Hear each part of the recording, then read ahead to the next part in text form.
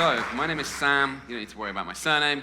As everyone said, I'm the Global Brand Ambassador for Discarded Spirits Co. We're super happy to be sponsoring this event. Let's give another big round of applause to Dan, to Kenji, the morning team, the guys in the bar, and the venue. You can do better than that, but we'll get there. I'm going to talk today about drinks of the future. I'm going to talk a little bit about myself and my journey within this industry. It's Monin and you and myself and all the fantastic speakers I'm sharing the stage with today. I'm going to talk about things that are personal to us, right? Because that's what's interesting. We're going to talk about trends, which are a big part of understanding what the future is and how we're going to get there. A bunch of other stuff that we'll get into. I'm going to talk about Discarded Spirits, what we are, what we do, why we do it, which is arguably the most important thing. I'm going to need some audience participation for a little Ready, Steady, Cook style demo. So if anyone definitely doesn't want to be on stage, give me an evil look and I'll not nominate you. And then we're going to be sampling a super tasty, super refreshing cocktail to kick our days off.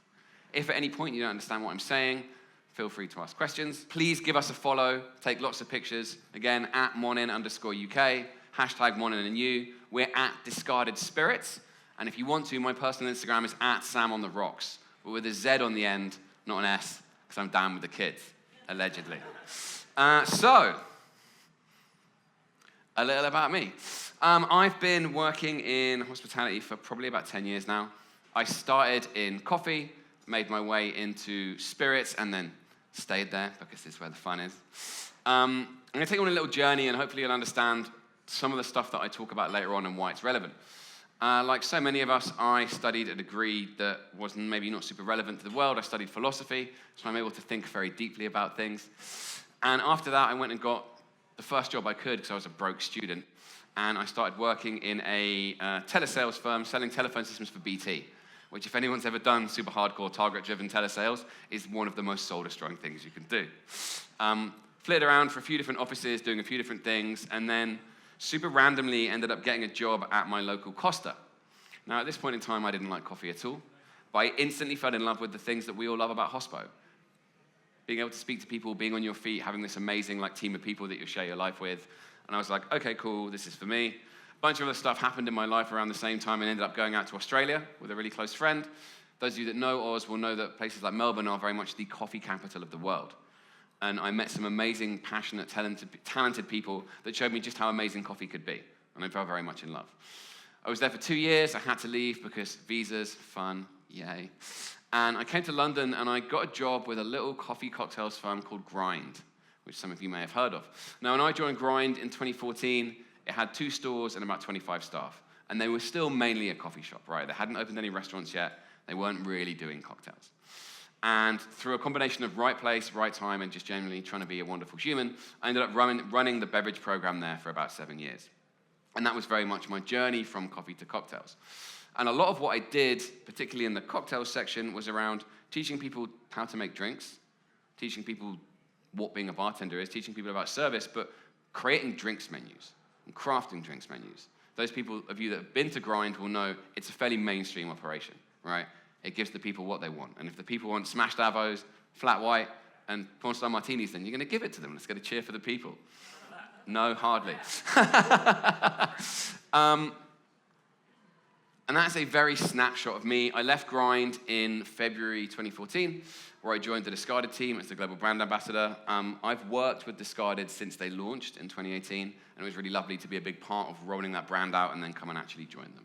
So very much of a quick 5-minute overview of where we are. So what are we here to talk about? We're here to talk about drinks of the future. And one of the ways we understand what's coming in the future is we analyze and look at trends. Now, as Lee said, Monin bring out a twice-a-year trend report, one in the summer, one in the winter, which I thoroughly encourage all of you to read. It was one of those things that when I was designing cocktail menus at Grind, I would always look at because it's super insightful. It touches both the coffee and the cocktails market, and they do a lot of really good work in it. So we're going to talk about trends, and I want to talk about 3 trends specifically when it comes to what I view drinks of the future as. So trend number 1 is accessibility. Trend number 2 is sort of exploration/unusual flavors. And trend number 3 is sustainability and luxury, and more importantly, the rise of the concept of zero waste. George is going to talk a lot more about what zero waste is and isn't later on, so I'm not going to steal too much of his thunder. But you all have heard the term by this point. So, trend number 1, accessibility. Making an awesome drink is one thing, and there's a tremendous amount of skill that goes into it. But that drink needs to sell. And this is something you always need to think about when you're making a drinks menu. And when we talk about accessibility, you can break it down into 2 parts. Really, really simply. Well, 3 parts. Main part is accessibility behind the bar for us in the industry, and accessibility over the bar for the consumer. Behind the bar is all about operational stuff. It's like, what's the GP on this drink? How is it written on the menu? How are you batching it? What ingredients is it using? Is there a lot of time taken to create it? How many different bits of the supply chain you have, which is obviously a very important issue these days. Yada, yada, yada, all that stuff that you guys obviously know about, but it's still very important. Arguably more important is accessibility on the other side of the bar. If you have an amazing drink that's super high GP and it's really easy to make and super quick to service, and it never sells, it's sort of pointless, right?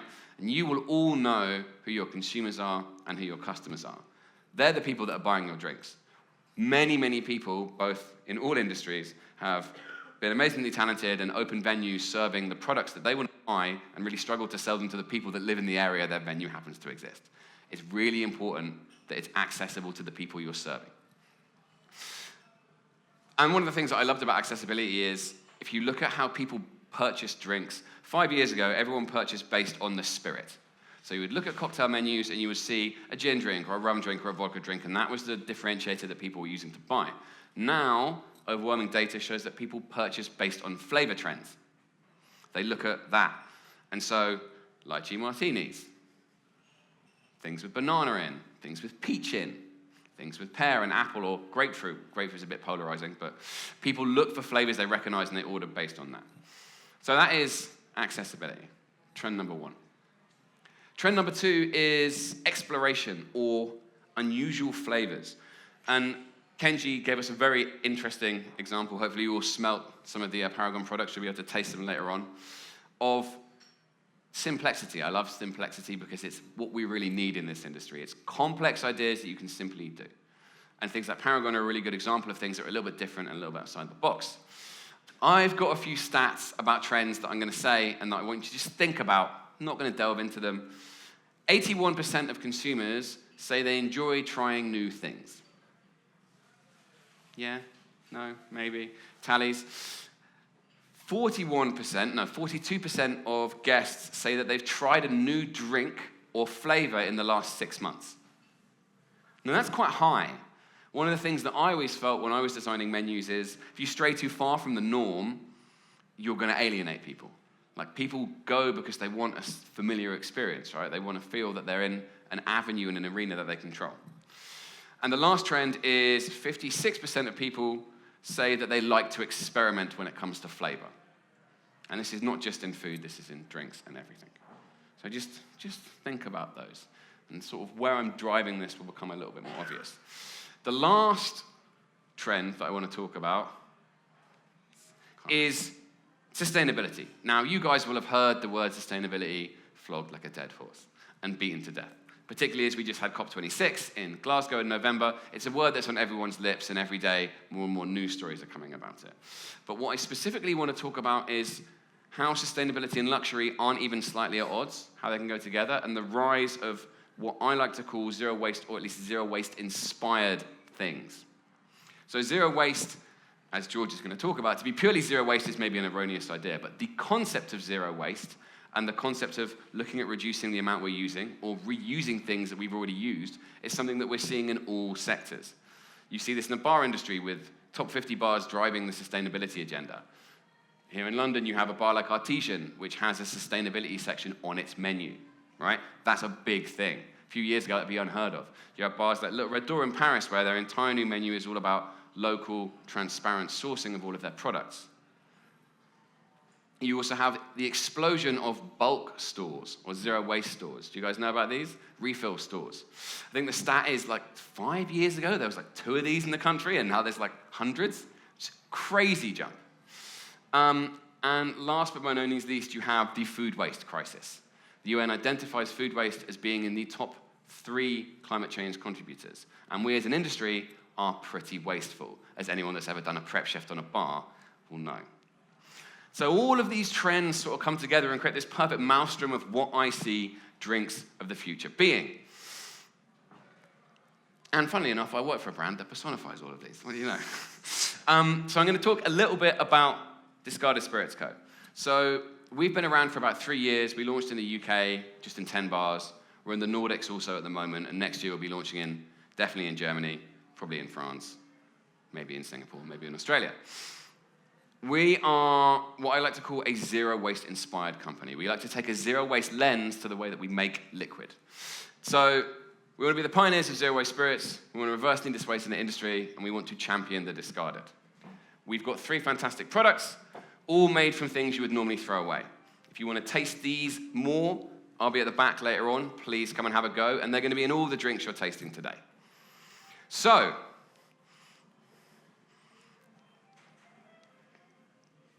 I now need a volunteer from the audience. Any takers? Any takers? Any takers? This guy in the hat. Step right up, sir. What's your name? Daniele. Come over here, Daniele. So, take that. I am now going to show you guys how you at home can put all of this stuff that I've been talking about into practice.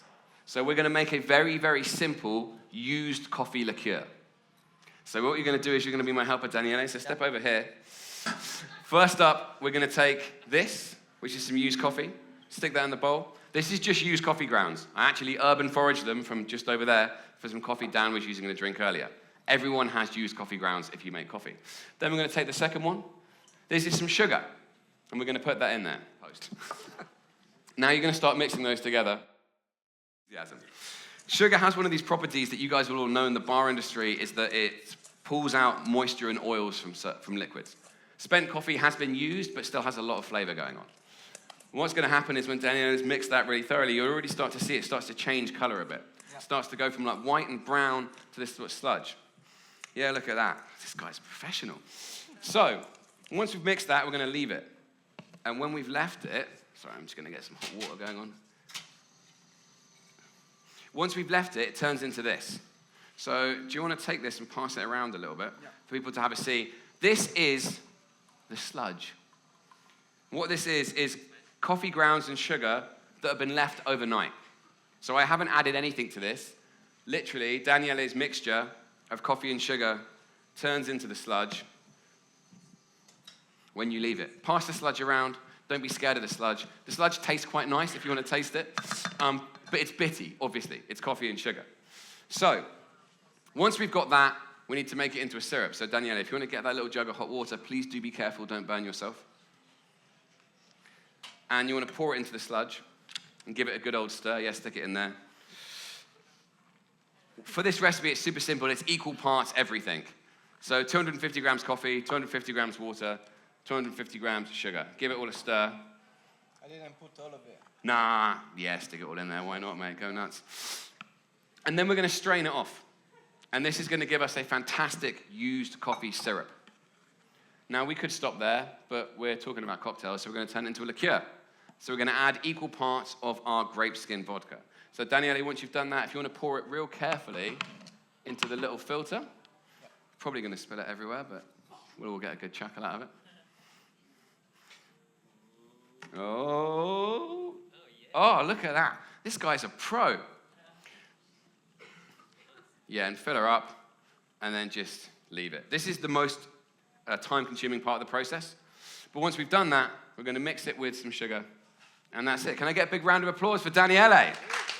Look at that. So, this will give you a syrup. We strain it off, we add some vodka, and we have a used coffee liqueur, which you guys are all going to try in a drink right now. So, team at the bar, if I could have my glass of ice and samples for everybody.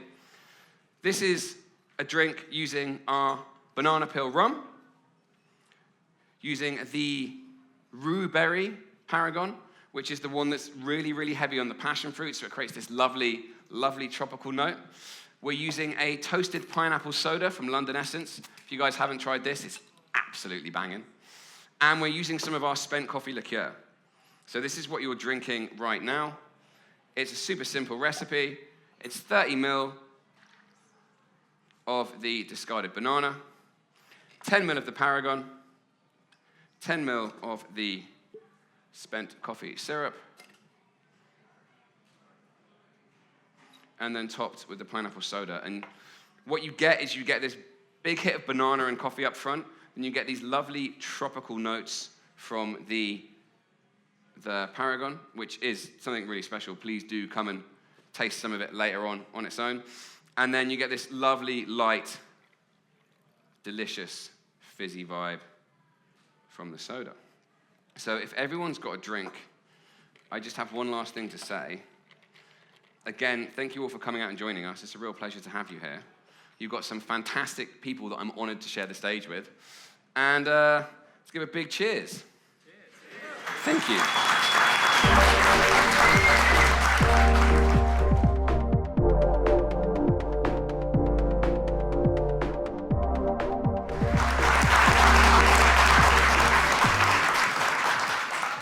Yeah, my name is Matt. I am the amateur mixologist on Instagram, mainly Instagram and some other places, but forget the other places. Instagram's where you find me. I do this as a hobby. It's a side hustle for me, which started as a hobby because I started getting interested in gin. I learned about botanicals, etc., etc., etc. I bought some vermouth, I bought some bitters, I learned how to juice a lemon, and it went from there. And so now I do some work with lots of different kind of people, and I have a lot of fun doing it, just as a little side thing. You can find me, I have stuff on YouTube, I have stuff on TikTok, I have stuff on Instagram, but genuinely I'm just dipping my toe in TikTok and realizing how old I am, and YouTube is really hard work because it's a whole different community and you have to really work at it. So Instagram is where I'm doing my stuff, really. These are the kind of drinks that I make. This is my kind of content that if you haven't seen it on my channel, you might have seen it reposted by other people. But the drink is the star in my stuff. That's what I do. That's how I make my drinks and do my photography. I've had the great opportunity of working with some really brilliant brands in the last 3 years.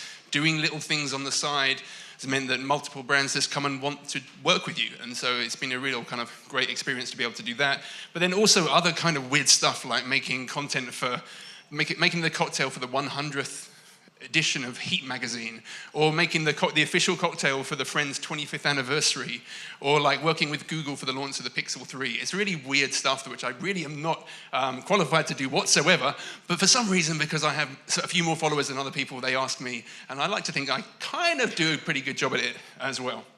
But today, that's me saying pivot. That's a little in-joke there, a little Friends in-joke, as I twist that thing around. When you kind of are working in this space, if you work in a bar or if you work in a coffee shop, you have these seats. You have these seats which are around you in order for someone to come and sit down and be there that you can talk to, that you engage with. Me, I do not have any seats. All I have is a beautiful brick phone that people can engage with my content on. That's how people meet with me. That's how people can see my stuff. That is my bar. My bar is the square. It's a little quote from the American Chemical Society, which says, "Flavor depends on parts of the brain that involve taste, odor, touch, and vision. The sum total of these signals plus our emotions and past experiences result in perception of flavors and determine whether we like or dislike specific foods." I cannot do taste, odor, or touch in my bar. Until technology gets a little bit better, I don't have the luxury of those experiences. So all I have to rely on is vision, and I can play a little bit with people's emotions and past experiences. This is what I do. I create one-off photos. I don't have a bar top, so I don't do the cool, here it is on the corner of a bar, and think about the mood of the bar. I don't have any of the, I don't have a really nice living room with a cool kind of influencer space with really expensive wooden and bare brick in the background. So I make the drink the star, and that's what I try to do. And so when I do that, I often exaggerate a few things. I play with vision, I play with my garnishes, I kind of make things a little bit more elaborate to give people a sense and an idea of what something looks like or what it might be like. If you want likes, if you want to know the deep secrets for likes, or if you have a social media account, there's loads of studies which have been done. Make your drink pink or purple. People will like that. Put some smoke in it. People will like that. It's these kind of things that people know, a little bit of glitter, a little bit of a shimmer. People will like that. And so if likes, yes, people loving the likes. that's what you do. I was asked by Google to make the most Instagrammable cocktail in the world for the launch of the Pixel 3. And so this is what I did. I basically just took an absinthe fountain, filled it with tonic, lit the room so it went all day glow neon, smoked it, big marshmallows, flowers, purple, color change, butterfly pea, all of that kind of stuff. That's how technically you would make the most Instagrammable cocktail in the world. But obviously you can't do that in a bar situation or in a coffee shop. But it's really interesting when it comes to thinking about how does vision, when someone is looking at a drink or consuming the concept of drinks and food through something visual that they can't taste, that they can't smell, how that changes with something. Could you please tell me, what do you think this glass of wine tastes like? Anybody? Delicious. Red. Anyone else? Flavor notes, anyone? Fruity. Like there's lavender there. Peppery, spicy. Okay, this there was a study which was done, you can see down here if you want to kind of look it up later, called The Color of Odors, which was released in 2001, where they took a white wine, something like a Pinot Grigio, something like that, and they colored it so it looked like Merlot. They brought in, I never know how to say this, enology students. Enology.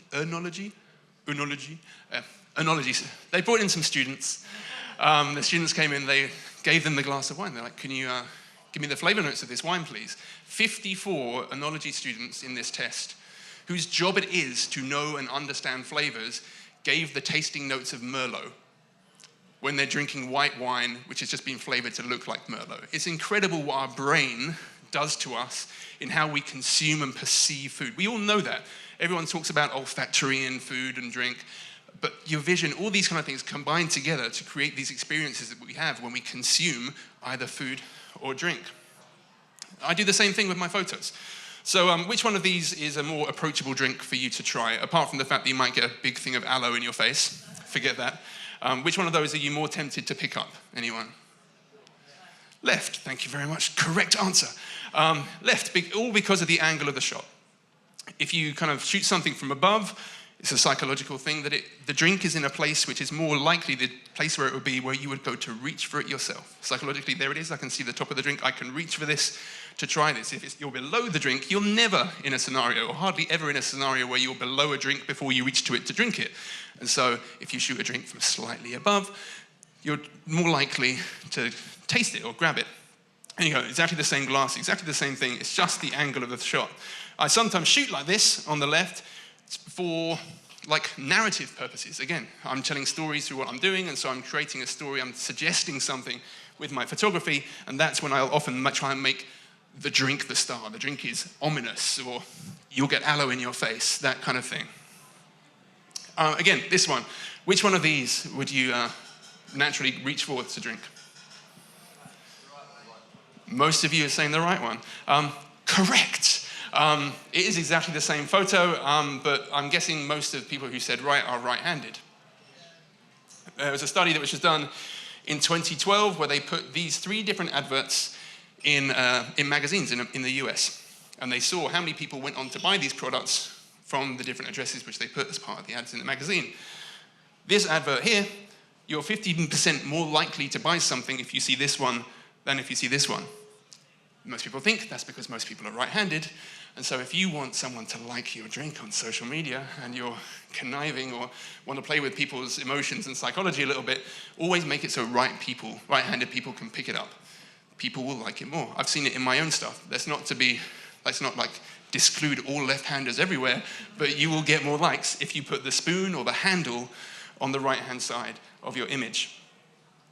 Another small thing, for my day job, I'm an information architect, which means I do digital stuff for people, basically. But I kind of work in the space where a little bit like a physical space architect, but I apply that to digital spaces. And so in that, I like to take some of these ideas from physical space and apply those to the content that I create as well. So lighting, most people know how McDonald's gets their rolling turnover of people in and out constantly. They have bright lights. That's why they have bright lights. It's an uncomfortable experience to sit in a McDonald's for a long time because of the lights. But the bright lights means that the turnover is high. Someone comes in, they have their food, they don't dwell.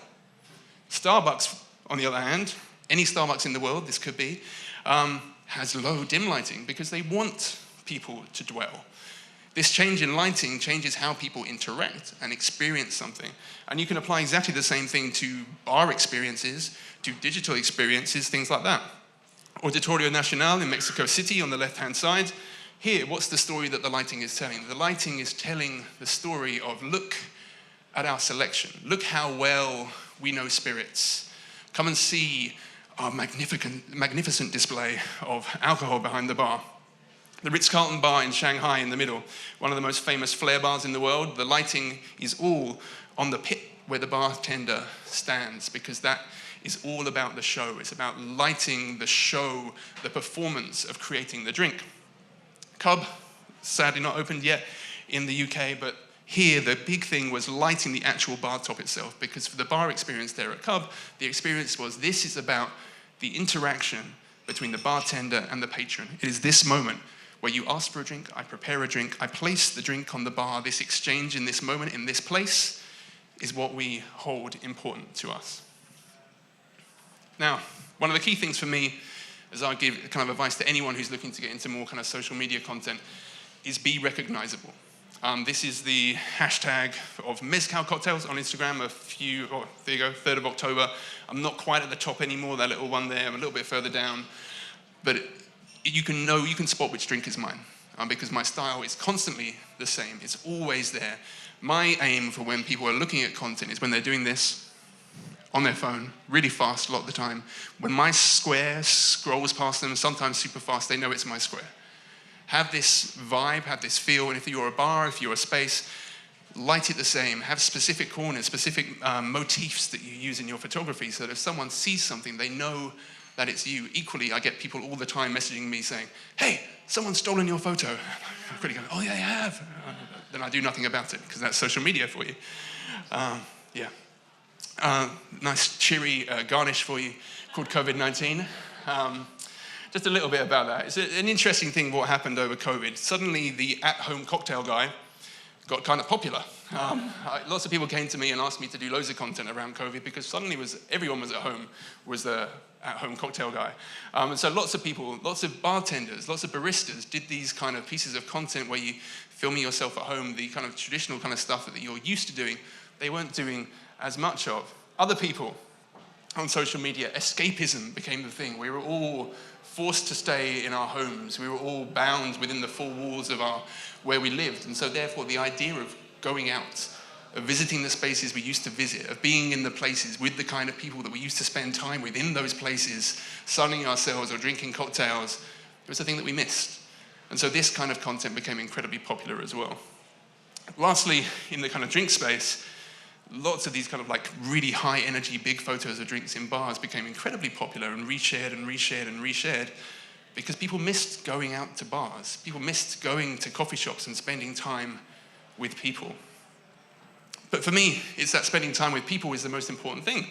One of the most famous bars there ever has been is the Cheers bar, and it's about these kind of people who just spent time with each other, where everybody knows your name.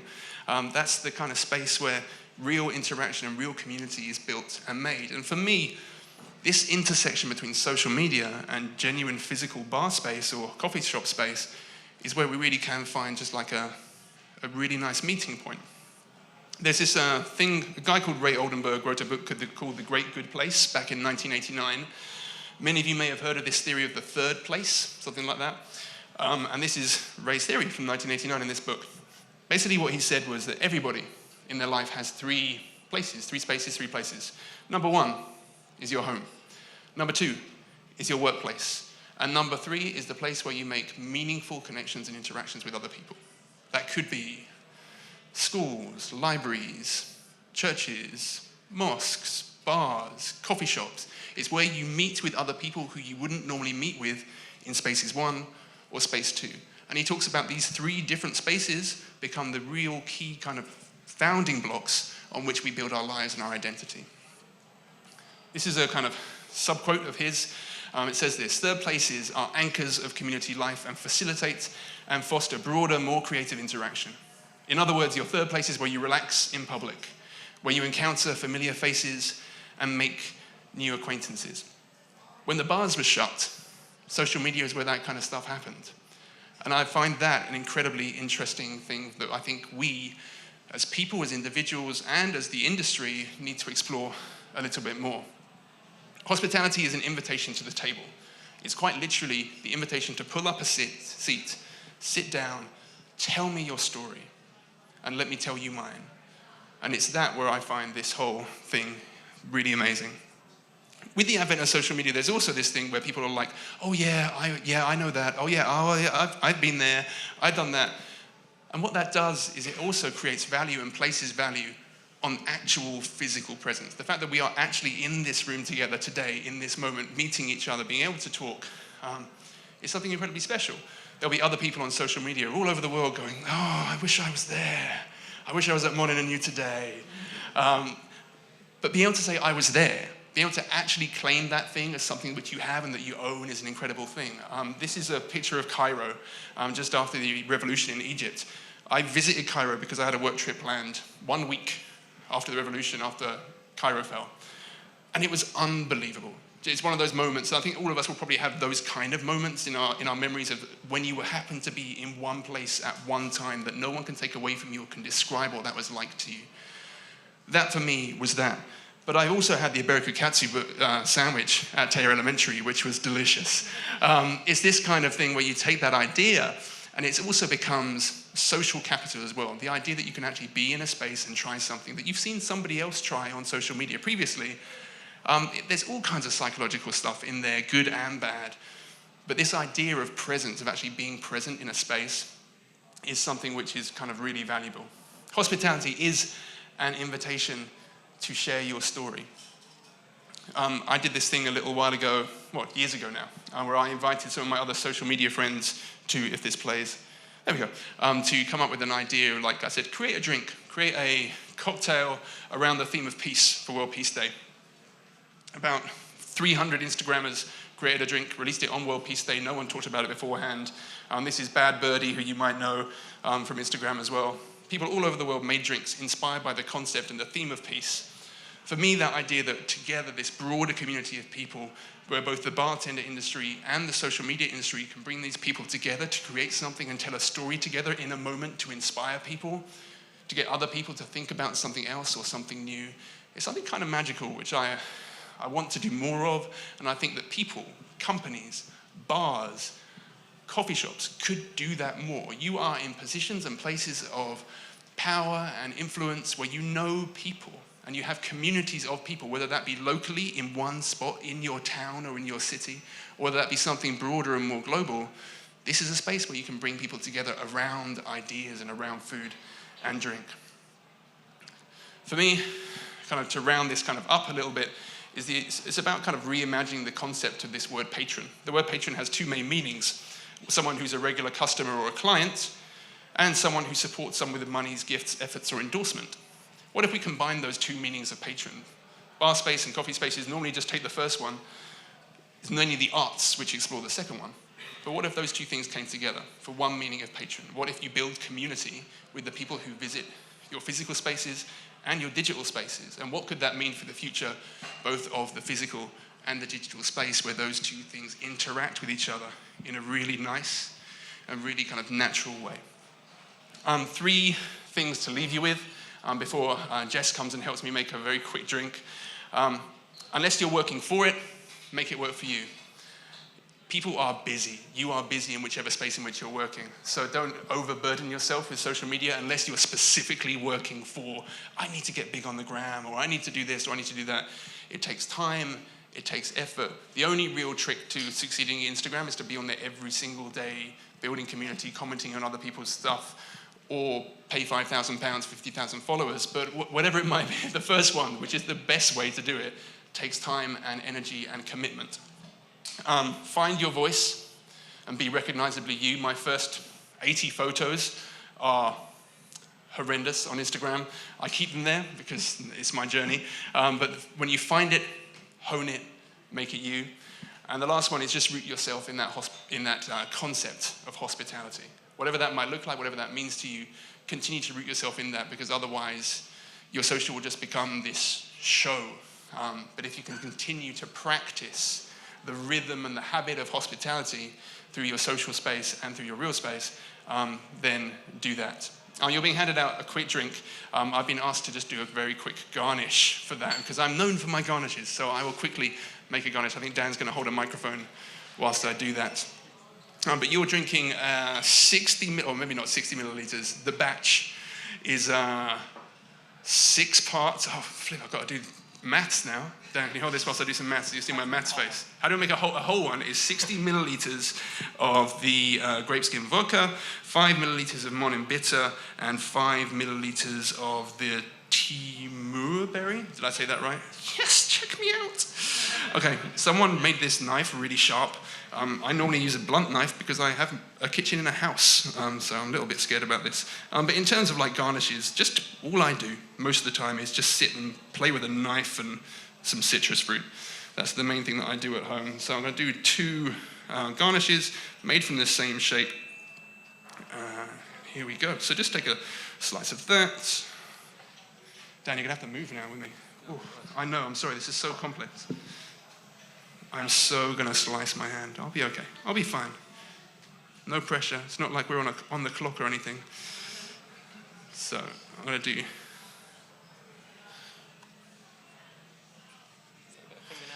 There's no fingernail on there, no. Not that it matters, though, because I'm not serving it to anyone. You know, that's fine. So I'm just going to use this shape, the most favorite shape that you can have in citrus land. And I'm going to create a little kind of feather fan in this one. So I'm just going to do this kind of shape. So you just cut like these fronds into it. So then when you like turn that thing and fill that up, you can really like fan that out into a feather. And the other one, I am going to do 2. I've got to work out what I'm doing. A line in there, and a line. The other one, I'm just doing like this kind of semi kind of flash thing in there. And then with both of them, you just want the slit in the middle to hold that on the glass. And then it's all about the natural curve of the citrus. So then when this goes on the glass, you're getting that effect with these pieces on the side, like this. 1. Woo! Ooh, I know, right? Round of applause for the garnish, everyone. And then the other one, we'll just go on there like that. Ooh, danger, danger. There we go. So a little double garnish. Like, oh, you brought me one for this. I should like switch these over. But yeah, just play with citrus. But yeah, that's my 3 little tips for social hospitality, the bar space. Does anyone have any questions whilst I switch my garnishes over? Does everyone have appreciation for how difficult it is to talk, do a garnish, and have a microphone held in your face at the same time? So a big round of applause for Matt. What a legend.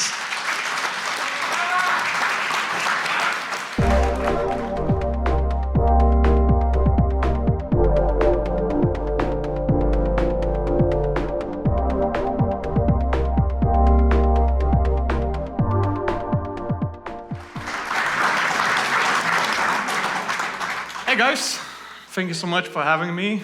Thank you to your light bar, as mentioned by Dan. My name is Lucas. Some of you might know or heard about me. Some of you might not. So I just want to start like telling a little bit about myself.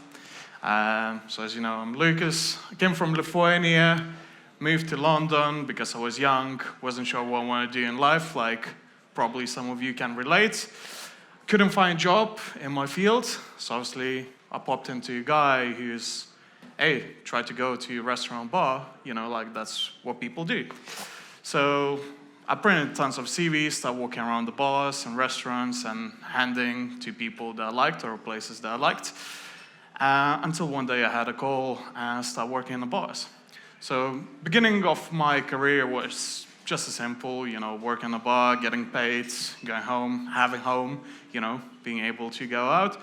And eventually I kind of like fell in love, you know, because hospitality is like that place where you exchange your feelings, you know, like emotions, you know, like what have you done, or how was your weekend, you know, like you start loving it, you know. And eventually I thought, okay, I kind of enjoy this, you know, but I need to make this more enjoyable for myself. So I started like digging into drinks a little bit deeper, start taking parts of the cocktail competitions, and that's where it all starts, right? So you start growing, you start attending cocktail competitions, and trying a lot of different things, which lead me like to a place where I am now, having my own company, and I just want to like talk a little bit about it and like share my journey. So obviously, like I've been part of like some of the finest bars in London or the world. I've recently left. I was part of Monin beverage team as well. Those beautiful guys. But yeah, just kind of like want to see like what's next on my journey. And I started a company called Strongman Stipple. So Strongman Stipple is basically a trio of the services. We do consulting for restaurants and bars. So we do front of back of house trainings. We write the concepts and do also trainings drinks related. We also do high profile events. And the last, you can imagine, probably a big part of our business now is RTDs. So RTDs are ready to drink cocktails. They're like just boomed over the last 2 years, obviously lockdown, and that's exactly when I started my business at the same time. So, as I say, you know, like leaving bar, I took the part with Monin as beverage innovation executive, which was like good time and good eye opener as well, like doing your own business and like making RTDs, because I never realized like such a variety of flavors is just there, and also like there's like a million reasons why using Monin was basically variety of flavors available. So no more homemade syrups, you know, like that spoils your shelf life, and great tasting, consistent products. So I mentioned a little bit about my company. So RTDs are ready to drink, as I said. Why do it differently? I mean, beginning of COVID, I joined the same train. Everybody did, like I'm sure like 90% of this room been doing RTDs at some point over the last 2 years. I thought I need to do this different. I don't have a bar. I don't have a spot where people coming. I need to separate myself. I need to make it like sound cool, look good, you know, and make a difference so people can't get this anywhere else, you know, like classic Negroni. When you're batching, I'm pretty sure like, or is batch in like a 5-star hotel, or just around the corner, like in your local pizzeria, is gonna be like close to each other. But like applying and adding some special experience, like for your drinks, allowing people to order and enjoy in home comfort was like the whole different thing. So that was the reason, you know, let's make it different, let's separate ourselves. So let's put a stamp on our signature, which we're gonna be tasting very shortly as well. Challenges, obviously, you know, despite the fact starting your own business, you know, like it is challenging, it's a lot of sleepless nights, but it's doable. Obviously, it was extra difficult because COVID came in, but it is doable, you know, like, and where you start just cycling around and delivering your cocktails to people's homes, within a year, you don't realize with this year gone, where you start sending pallets and pallets with the lorry into supermarkets, you know. So it's doable. And at that point, you know, like, I thought, you know, everybody had at some point in life where your parent or figure in your life came, hey, you can do anything you want, you know, you can be anyone you want. And you never really believe until, you know, like you proved yourself something, you know. And at that point, you know, like that day, I got like some good contracts in, and so, you know what, it's doable. If I've done it, anyone can do it, you know? It's hard to say, but you get to a point where you like, now know exactly what it means and what it feels, you know? So it's very personal, very emotional, but it feels good, you know, like, and you, at that point, you know you're on the right track. So yeah, I'm gonna share with you guys a little sample because we got limited time. Also, like, I'm gonna ask one of the person from audience to come and do a little drink with me and show how simple it is, like, to batch flavors and do cocktails, even your home comfort, as I mentioned, or apply to your businesses, bars, restaurants, whatever they be. Anyone wants to come on the stage and join me? So we're gonna try the drink called Sunset Boulevard. So it's a twist on Americano. What's your name? Paulo. Are you familiar with Americano? It's a long, refreshing aperitif, basically traditionally Campari, vermouth, topped with soda water and loads of ice. We've done a little twist with it. We got a bit of whiskey. We got a morning apricot syrup in there.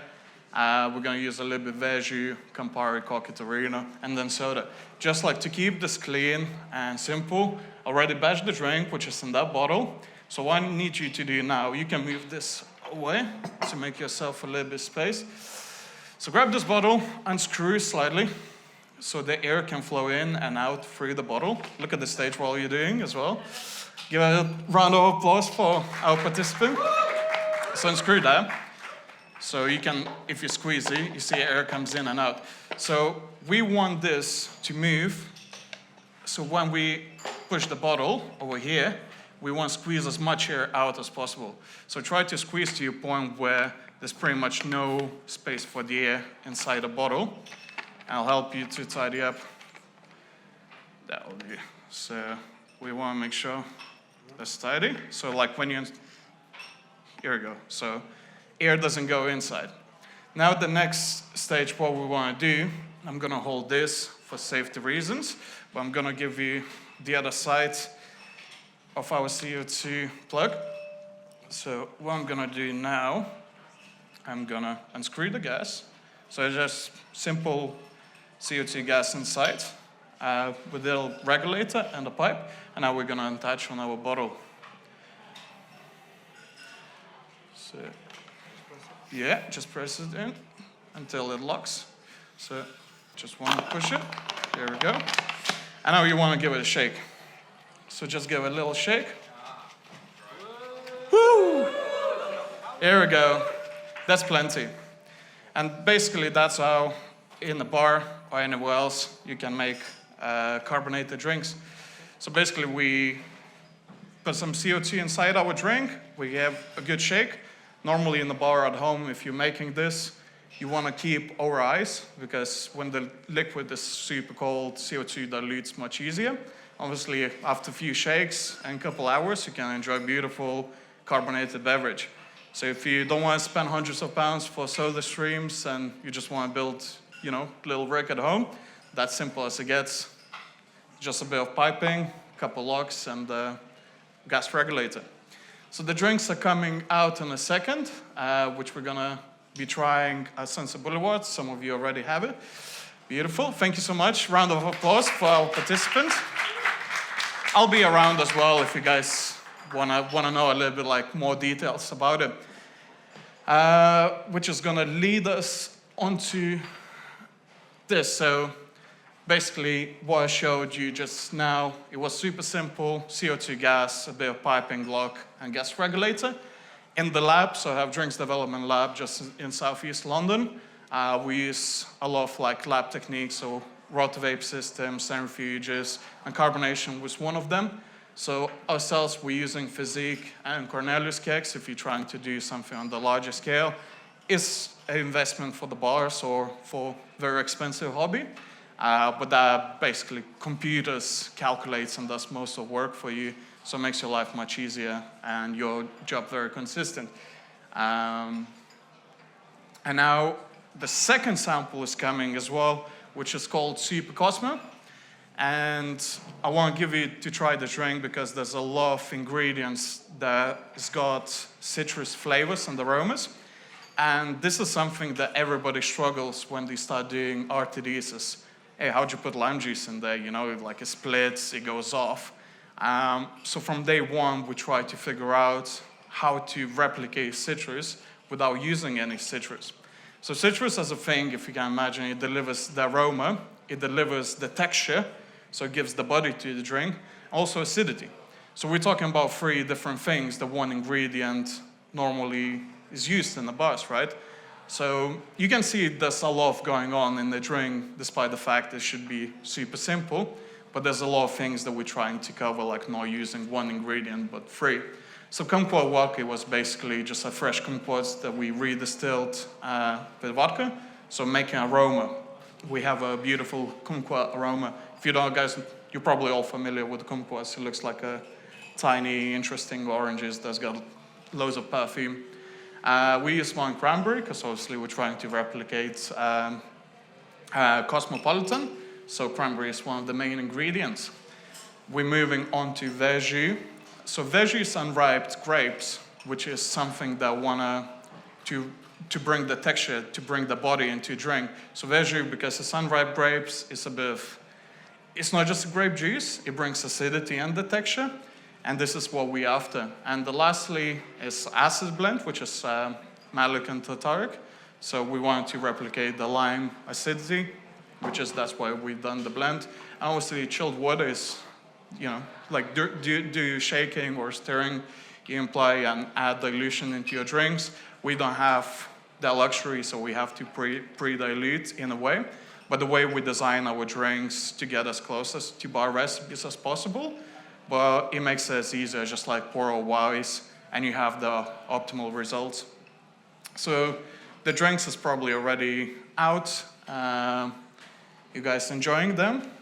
And yeah, that's exactly what I talked about, citrus and RTDs. Thank you so much once again. There's a good competition going on, so I'm gonna take a selfie with you guys. I'm gonna join the competition.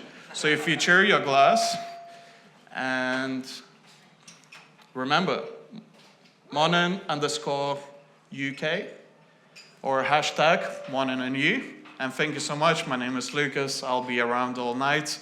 Please come if you have more questions, and thank you for coming. Whoa.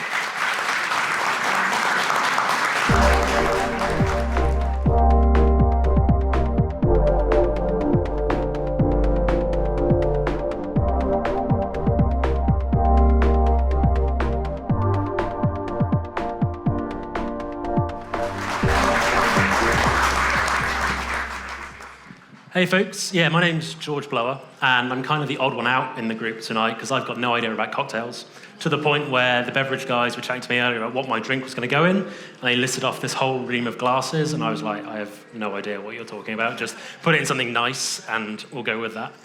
What I do know about is food and flavour, and ultimately how we can reduce waste in the pursuit of flavour, and start to sort of break down those barriers between the kitchen and the bar in that sort of pursuit of reducing waste. So my last name is Blower. It's the name of my Instagram handle. It's also the name of my restaurant, Blower's Place, down in Porthleven in Cornwall. It's not for any other strange reason, which often people think when they hear the name Blower. A little bit about me, I guess, first. So I started out in the world of space defense and counter-terror for the sort of big consultancy firms, of which I can't tell you much about. Managed to career change into the world of food, but within the brand strategy sort of sphere. So still working in food, but still behind a computer, sort of working for a few different startups, people like Packed Coffee over in the specialty world space, over to Unilever, helping them build out and incubate startups in their big sort of conglomerate, and helping them build out a tea plantation, a direct trade tea plantation in Malawi. Ultimately doing all this really cool stuff within the world of brand strategy for cool food companies, but not really scratching the itch that I had to work within food. You're still behind a computer, you're still in a co-working space, but not really doing anything to do with food. You could be doing absolutely anything else. So for some crazy reason, whilst contracting to Unilever, I decided to quit, double my hours, halve my pay, retrain as a chef, go into the most unsociable sort of career, leaving behind a super comfortable way of life. And I thought, okay, so I retrained. I was 28 then, I was 28 now, I guess I was 25 at the time. And I thought, okay, what do I want to do? What do I want to stand for? Because I'm retraining at this sort of pivotal trajectory. And I've always cooked in line with the seasons. I've always cooked, more sustainably, somewhere that puts people and profit on the same sort of level playing field. And I was like, okay, so eco-chef, that kind of sounds about right. Let's work with the seasons, let the seasons dictate the kind of food that I want to cook, but not because it's a trend or a fad, just because that's what we should do. If we want asparagus to taste great, let's cook it in April when the season comes in, and not in December when we get it from Kenya and it tastes pretty pants. So I took this sort of model as this sort of eco-chef, ran it across a whole series of supper clubs across London. So at the start, it was plant-based dining or plant-based food on a fine dining level. Took that to various pop-ups, events, working with high-profile fashion companies and other cool collaborations along the way, and worked at some really awesome restaurants as well. Notably, Silo. For those of you that don't know, Silo is the world's first zero-waste restaurant. It's over in Hackney Wick It was in Brighton for 5 years, and I joined them as they moved over to London. So cooking without a bin, like no bin at all, don't even think about Blue Roll or a cling film or any other that sort of rubbish. And that was a real sort of pivotal time for me for seeing, okay, how can we make incredible food by default, that's waste-free by default, rather than just pushing it down your throats because it's the new cool thing to talk about. But I was chewed and spat out of London by COVID, like most of us were in the world of hospitality. Decided to move down to Cornwall and actually open my own restaurant, which I had no plan of doing at the start of this year. So Blower's Place, what is it? Fundamentally, we cook the best of Cornish produce over fire, super simple sort of setup. But I was like, okay, I'm super obsessive about anything I do that's got my own name on it, especially Blower. And thought you're only as good as the worst part of your business. So you're starting from the ground up. What cool kind of things can I do to ensure that my business is as close to being as minimal waste as possible? So the first one, you're only as good as the worst part. We're a completely wood-fired kitchen, so the wood we use comes from super sustainable sources. Over in Falmouth, completely coppice woodland. We don't bother with cling film. We made a huge investment up front in all of the different things that will eradicate the need for Blue Roll, things that will eradicate the need for cling film. But ultimately, we always use the whole ingredient. So composting was like the easy way to do zero waste a long time ago, because you could just take your carrots, peel them, throw that away, and be like, oh, cool, I'm zero waste now, because I'm completely forgetting about that waste. But for me, composting is the very last resort. So there are a couple of things that I want to chat about as to how sort of techniques that I use on the daily at Blower's Place in my restaurant, and how we can convert those into the bar, and start to sort of see those two entities working together rather than as two separate parts of a business. How can the kitchen help the bar work towards a sort of more minimal or zero waste approach, and vice versa? So as Sam sort of touched on earlier, I don't believe zero waste is possible, but it does make for a fantastic marketing spiel. It's impossible. There'll always be waste, and it's about what we do with that waste, how we reduce that waste in the first place, or how we repurpose it when we do end up with it. But if we are going to strive for this zero or minimal waste approach, let's still make it taste good. Otherwise, why are we doing what we're doing? We all work in a place where flavor's super important, so what's the point of doing minimal waste if you produce something that tastes pants? If you're ever going to do something sustainable, it's got to be as good or better than the thing it's replacing. Otherwise, it just fits a really small niche of people. And I guess my example of that is I've never had a carrot top pesto that actually tastes good, and especially not one that's going to replace one made with basil. Cool. So how do we do that behind the bar? These are sort of my 4, I guess, techniques that I would use behind the bar to reduce waste, but in that pursuit of flavor. And the first one is lactofermentation. This is just this whole, I'm sure loads of you know about it. It's got so many sort of great potentials for flavor, and you can just really take one ingredient and take it on this whole journey to something that tastes completely separate to it. Back at Silo, we used to take pureed pumpkins, mix them with this percentage of salt, and then in a few weeks' time, it would taste like mangoes and pineapples and super tropical flavor profile. The next is this, focusing on the whole ingredient rather than just the hero part. So citrus, I'm going to sort of demo a little bit of a spent citrus marmalade. So you have your lemon, you juice it, you zest it, and then you're left with this pith. I'm going to show you the kind of cool things that you can do with that pith. Garnishing. I don't like garnishes unless they actually do anything beneficial for the drink. At Silo and other places I've worked, we would never garnish unless you could either eat that garnish and it made the whole experience better, or it added some kind of smell. Otherwise, what's the point in them? I feel like they're quite, kind of old-fashioned now.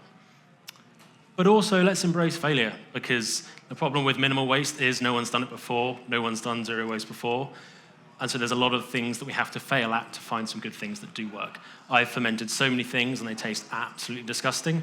Always avoid stuff that has, low amounts of sugar, so your sort of greens, your rockets, your spinaches, they just taste like pond water and absolutely howling. Cool, so lactofermentation, my absolute favorite.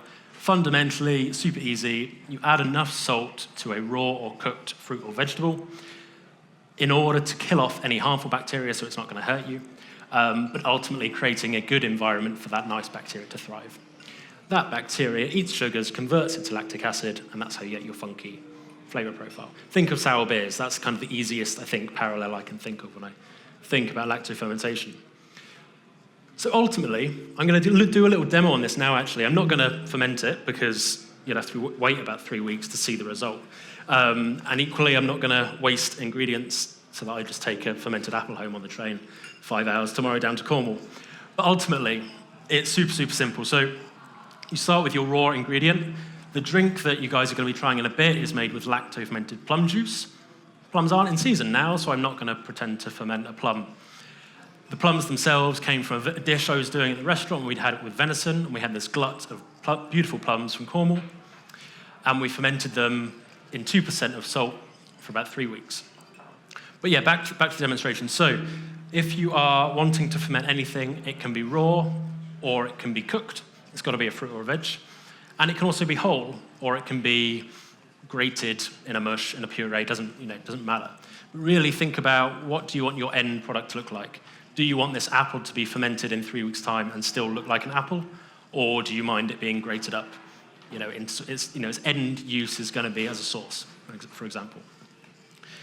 So you take let's say we want this apple to look like an apple in 2 or 3 weeks' time. And this is just to show how easy it is that you can all do this kind of stuff at home. Take your ingredient, pop it in a vessel. Imagine I had some scales here. You would weigh this total weight, add in water as well, take that total weight, take 2% of that entire weight, add that in salt, mix that together, pop a lid on it, and pop it on the shelf. It's super, super simple, and you would do the exact same thing if you were doing it as like a puree. So you'd blend that up, add 2% salt, minus the water, because the salt is going to draw out liquid from the apple, pop it on the shelf, and let it start fermenting. Now, lactofermentation is all about the temperature. We're in winter now, things are a lot cooler, so things will take longer to ferment. If you're in the summer, you generally find things might only take a few days. But the really cool thing about lactofermentation is that you've got complete control over this super easy process. You take your raw product, add 2% of salt to that product, pop it somewhere warm with like a lid that's not airtight, otherwise you'll create a small bomb and these things will explode in your house. I've done it before. And you just taste it. You leave it a week, try it. Is it on your level of funky flavor town that you like? And if it is, great, pop it in the fridge, and that cool temperature will stop that fermentation. If it's not, maybe put it in your airing cupboard and ramp up that sort of funky flavor. But yeah, ultimately you've got limitless possibilities. And if you do keep the ingredient whole, when you come to take it off later, you've got the skin, which will have a completely different flavor profile to the flesh. You've got the core, and you've suddenly got these 3 completely different flavored parts of this one ingredient. Cool. The next one, this is the spent citrus marmalades. This is something I found out that citrus fruit, whether it's a lime, a lemon, an orange, a grapefruit, most commonly used thing in the bar and the most wasteful from my limited knowledge. Mainly because we just use the juice, or we just use the zest. And actually, you've got this pith, you've got this white pith that it looks pretty ugly, but it's beautiful. You've got all of the citrus still in there from any remaining juice. You've got bitterness, which is obviously pretty handy for a cocktail, from what I know. And you've also got some sweetness that's trapped in there as well. So what we found is that you can take all of that spent citrus, try and keep it the same thing, whether it's a fruit or a lemon or a lime, pop it in a pan, put that on a rolling boil for a few hours until you can bite into that citrus fruit and your whole mouth not sort of fall in on itself. Blitz that until it's smooth, and then add sugar to taste. So the one you're trying now is actually made with lemons grown in Cornwall, so they're a lot less, if you were to try the lemons themselves, a lot less acidic. And in this case, so we didn't need as much sugar to balance all of that out. Whoa. So, the drink you are drinking, as I mentioned, you've got 30 grams of a discarded grape skin vodka, which made a lot of sense given the push towards minimal waste. You've got a little bit of Monin Muscovado syrup. So I use Monin in the restaurant for ingredients where I don't want to have, say Muscovado sugar, I don't want bags and bags and bags of the stuff. Instead, I want this hyper-concentrated version that I can stick on the shelf because we work out of a 20-foot kitchen. It's a very small space for the 100-ish covers that we do. You've then got this spent citrus marmalade. That adds a little bit of complexity, a nice sort of mouthfeel as well, and some acidity. and then you've got this funky lacto plum juice. And if anyone is brave enough, you can try those components individually later on. And that's everything that I've got to talk about. I'm going to hand it back to Dan, unless anyone's got any stand-up questions, but I'm going to be around. Yeah. Thank you, George.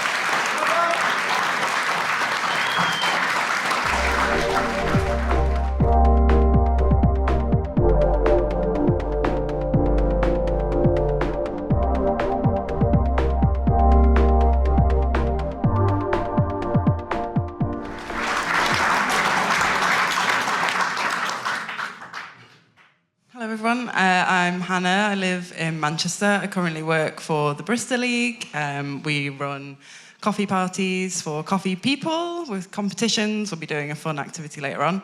I also, as Dan said, founded Manchester Coffee Festival in 2015, and I've been involved in other coffee events for other organisations for a long time. And yeah, Dan and I have known each other for maybe 8 years, quite a long time. I feel like we're old school coffee friends. I know, we're like the next generation, or not the next generation, the last generation. The old one. Well, I think we're hopefully kind of trying to stay relevant. Yeah. So, you guys won't know, but I met Hannah in 2014 when she was part of the Chorlton Coffee Festival, which was like, Chorlton? Yeah. Oh yeah? Chorlton, really? I did not expect that. That's funny. There you go. Which picture a small village hall, trestle tables, some exhibitors, but not Manchester Coffee Festival scale. No. Do you want to tell us about the journey from that to where you are today, which is, and again, for those of you who haven't been to Manchester Coffee Festival, it's amazing. It's huge. You had like thousands of people this year. Mm-hmm. Do you want to tell us about that journey? So I started out my coffee journey just working in a cafe as a barista, graduated from uni with no real direction, and just ended up in a cafe where there was someone pouring latte art, and I was, totally enamored with it, and kind of ended up like getting into competitions, and I worked as a barista and a trainer for a long time before I ended up volunteering in Chorlton on Chorlton Coffee Festival, which was 2013 actually. And from there I was sort of hooked on doing events and bringing people together, and like having that opportunity of bringing community together and just everyone getting together over a cup of coffee, basically, which is what you do when you go to a cafe, but on a much bigger scale. And the year after that, I'd met someone else when I was working on Chorlton Coffee Festival called Ricardo, and we were approached to run an event in Manchester with a free space. It was like a bit of a bigger space, a warehouse in town, and so we decided to just go for it. We set up a Kickstarter, we raised some money, and we started what we call now Manchester Coffee Festival, and that was 2014. And so since then, we've just been growing every year. We took a couple of years off with COVID and other life happenings, and then we returned with the festival this year. It was so nice to get back to it, and it was just our best year yet, really. We learned a lot of lessons, I think, over the years, and through COVID had time to like really reflect on all of those things and put those kind of lessons we'd learned into practice and like make a much better event. And that's where we're at the moment. So your other roles, you are the partnership manager for the Barista League. Mm-hmm. You've been part of the SCA, which is the Specialty Coffee Association as well. You've obviously worked on a lot of events. Yep. How do you think they're beneficial for the industry, the community of baristas and bartenders? How do you think they can play a role? I think one of the best things about events is it takes you out of your workplace and like puts you in touch with other people who have different ideas, different perspectives and different experiences, and you're able to learn from each other. If you're just experiencing the same thing every day in your bar or your cafe, then you just kind of, you might get stuck in a bit of a rut. So I think that's one of the best things about events, is that it just offers you the opportunity for professional development outside of what you might get in your workplace.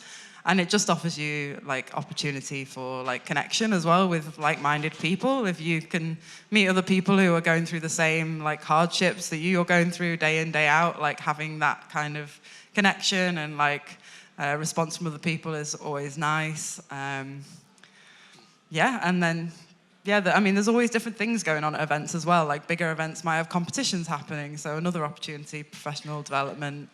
You might learn from the speakers at events. So yeah, just really important community and development opportunities, I think.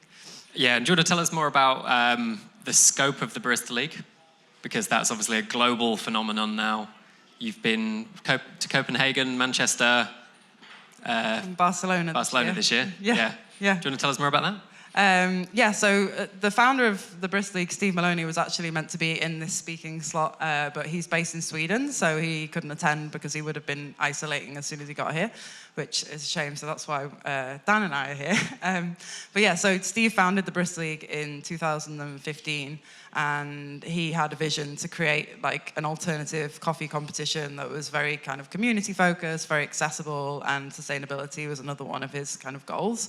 And he developed a competition that has kind of very limited barriers to entry, so you don't pay to enter it, you enter as a team, so you've got like the support of your like teammate, and we developed a model where we have partners who provide everything for the competition. So you show up and you compete, you don't have to like bring like the most expensive coffee or like the best milk jugs or fancy cups or anything, you just show up and you have a good time, and we run the events in the evening as well, so it's like a bit of a party vibe. He's been developing that since 2015 and taking it around the world. And same deal, obviously, everyone's had a bit of a break from the norm with COVID, so we didn't do any physical events in 2020, but have been back this year with 3 events, which has been good. Yeah. And for your putting on your Manchester Coffee Festival hat again, how do you think the benefit to attendees would be different between Manchester Coffee Festival, which is obviously huge, versus I know you did Manchester Community Coffee Tastings for a time. I don't know if they're still running, but you've had like much smaller community events as well, haven't you? How does the experience differ in terms of who you meet, do you think? I think the events are catering for slightly different audiences, maybe. Like if we did like a coffee tasting in the evening or like a small like barista competition, it would be like way more industry focused. So it would be like a good opportunity for industry to get together. Whereas what my vision has always been with Manchester Coffee Festival is to be an event for consumers to learn about coffee and to like learn about like the wonders of specialty coffee. So I think, they're just for slightly different audiences. Smaller events obviously have different benefits as well, because you have just a better opportunity to connect with like the people in the room. If you're at a massive event, then like just getting to the people you want to get to sometimes is hard. Yeah, it can be quite overwhelming when you've got a list of people to see and you just have to schedule every single person, and then you get to the stand and they're super busy, which Manchester Coffee Festival is really good for. You do have that kind of customer flow really well managed.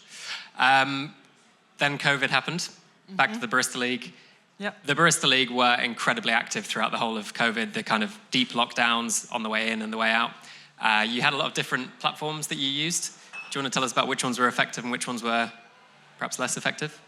Yeah, so we tried to remain like really engaged with our community throughout COVID period, and obviously the best way to do that was through like digital projects.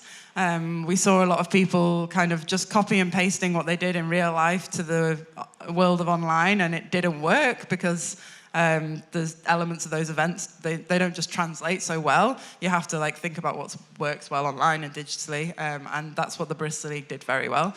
So we created a couple of different projects. One that was very successful was a show called Battle of the Beans, which is basically like a MasterChef style TV show for coffee people. Our host is here, Shifa. Woo! Woo! There she is. Meet Shifa this evening. That was super successful. That worked out really well. We also created like a digital coffee conference called High Density, which we aired through YouTube. Also super successful. And then we tried out a platform called Bramble, which was basically like an immersive world. It's a bit like being inside a computer game. You would enter into the world and you could walk around and like connect with people in different rooms and spaces. Like it looked amazing, but it was really hard to sell because people couldn't really understand what it was. So that was like maybe not so successful. But we were talking about the social challenges of that last night, weren't we? Like we were just, in a way, people are craving the social awkwardness we probably all have in a little way. So you might fade into a conversation with someone, and I was just saying how awkward it'd be if you just kind of faded back out again. I heard only positive things about that. but I guess sign up is more of a challenge because it's so unfamiliar. Yeah. And then, again, switching hats, you brought back Manchester Coffee Festival for 2021. Obviously skipped it in 2020. What were the challenges you had to overcome, and did you feel you overcame them, things you learnt? What are the plans for next year? Yeah, I mean, this year was a tough year to sell the event to exhibitors and to attendees as well. It all happened in the end, but it was very slow for a long time. I think people didn't have confidence to invest in something which they weren't sure was actually going to happen. So yeah, it felt like a lot harder this year, like getting exhibitor space booked up and that kind of thing. So that was like more challenging. But yeah, like I said, it all filled out in the end, and we sold out of tickets as well. So yeah, it paid off, and I think that sort of gave us like maybe a bit more time to think about some of the other elements of the event, which we might have hurried through in the past. And yeah, we really focused on our kind of talks program this year and developing like really interesting sort of diverse programs. So I was really proud of that in the end. And yeah, we'll be back next year, same time in November. Yeah, really good. And then kind of similar but different. Do you have any tips for people who might be thinking about putting on their own events? Yeah, a bit like, I think it was Sam who was saying earlier on about like developing drinks for the people who are in your area and not just like ignoring the needs of your community. I think, yeah, there's no point in just like coming up with your event idea and then like doing it because you think it's cool. I think it's really important to like connect with your community and find out what it is they need and want from an event, what would be useful to them and what they would want to attend. You make the events incredibly accessible as well, which I think is really important. Yeah, I think that's really important, like finding good partners to be able to help you make your events accessible.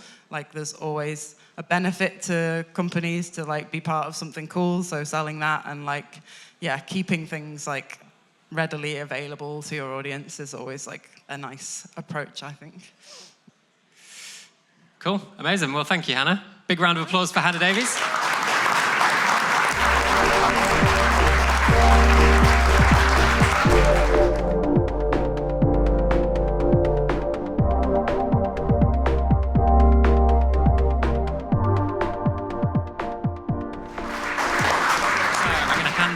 To B. Bradsell. Explain myself. Hello. So why am I here talking to you today about coffee cocktails? Let's start with why am I here? What's my history in the industry? So I grew up in the bar industry. I made my first cocktail at 5 years old, and I started working part-time on events from 13, and then full-time in bars when I was 21. The first bar that many people know me from, and many people don't really remember being there, is El Camion, which I ran for trained up in and then ran for 4 years. Little basement of my heart. And that's kind of where I got to know a lot of people in the industry. That's where I got to know a lot of my cocktail training, and also how I learned to cope with high volume situations, because that certainly is what we do at El Camion. Then I decided to completely change everything I was doing and go across the pond, move to America, and work at what couldn't be a more different bar, the Dead Rabbit. It was a bit of a change.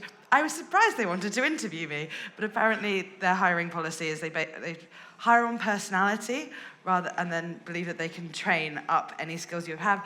The kind of specialty drinks that they have at the Dead Rabbit, they don't expect anyone to come with the knowledge there, and it really kind of taught me how to interact with your team, how to train people, and how to get the most out of people, and how to make a cohesive team together, which was a really special place to be.